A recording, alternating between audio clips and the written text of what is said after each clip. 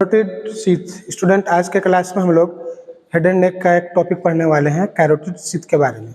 और ये जो कैरोटिड शीथ है ये एग्जाम्स में शॉर्ट नोट में ये बार बार पूछा जाता है।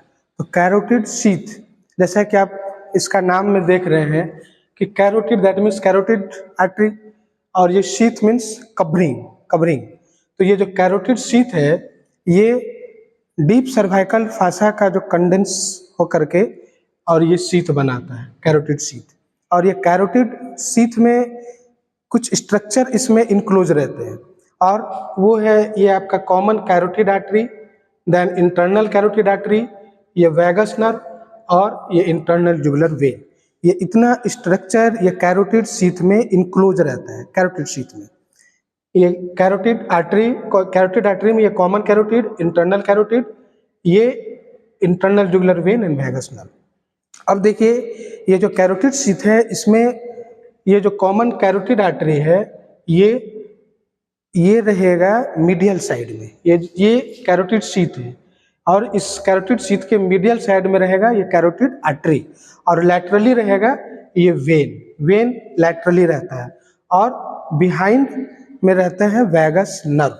तो मीडियल स्ट्रक्चर, लैटरल स्ट्रक्चर, और ये बिहाइंड में रहेगा ये बीच वाला वैगस नर्व। अब देखिए ये जो कैरोटिड शीथ है ये एंटीरियरली बना होता है प्री ट्रैकियल फासा का, और पोस्टीरियरली बना होगा प्री वर्टिब्रल फासा का। तो एंटीरियरली जो होगा ये थिक होता है, कैरोटिड शीथ थिक होगा, और पोस्टीरियरली ये थिन होता है।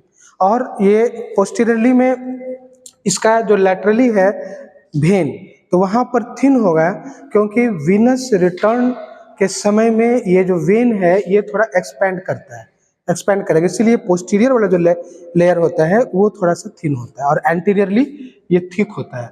और एंटीरियर पार्ट में एंसा सर्वाइकलिस वो इम्बेडेड होता है। देखिए यहाँ पर मैंने ये दिखाया है सुपरफिशियल व्यू, तो इसमें ये इंटरनल जुगुलर वेन ये हो गया लैटरली, मीडियली कॉमन कैरोटिड, बीच में है ये वैगस नर्व, और ये बिहाइंड रहता है, और ये एंटीरियर में एंटीरियर वॉल के साथ में ये इम्बेडेड होता है एंसा सर्वाइकलिस।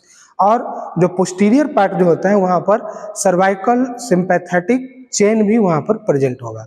तो ये जो कैरोटिड शीथ है इसका ये एंटीरियरली इधर हो गया, इसका पोस्टीरियरली। अब ये जो कैरोटिड शीथ है इसका क्लिनिकल इंपॉर्टेंस, तो क्लिनिकल इंपॉर्टेंस में क्या होता है कि ये deep cervical lymph node malignancy और ट्यूबरकुलोसिस में हम लोग वहाँ से निकालते हैं। ये जो कैरोटिड शीथ है हम लोग यहीं से निकालते हैं, और इसका जो एक्सटेंशन होगा ये बेस ऑफ स्कल से लेकर के आर्च ऑफ एरोटा तक का इसका एक्सटेंशन होगा।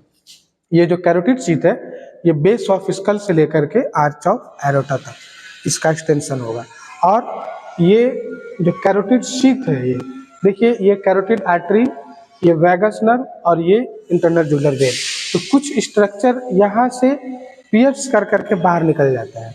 जैसे देखिए ये एक्सटर्नल कैरोटिड आर्टरी ये कैरोटिड शीथ से पियर्स करके निकल जाता है। यहाँ पर इंटरनल जुगुलर वेन का जो ट्रिब्यूटरीज होगा वो ट्रिब्यूटरीज भी पियर्स करके बाहर निकलेगा। और वैगस नर्व में ये इसका सर्वाइकल ब्रांच, फिर एसेसरी नर्व, फिर हाइपोग्लोशल नर्व, ये सब स्ट्रक्चर कुछ यहाँ से कैरोटिड शीथ को पियर्स कर करके भी बाहर निकल जाते हैं। तो ये जो कैरोटिड शीथ है ये बहुत इंपॉर्टेंट है, और हम लोग इसका मैलिग्नेंसी एंड ट्यूबरकुलोसिस में सर्वाइकल नोड जो होता है हम लोग यहीं से निकालते हैं। सर्वाइकल नोड यहीं पर रहेगा, डीप सर्वाइकल लिम्फ नोड।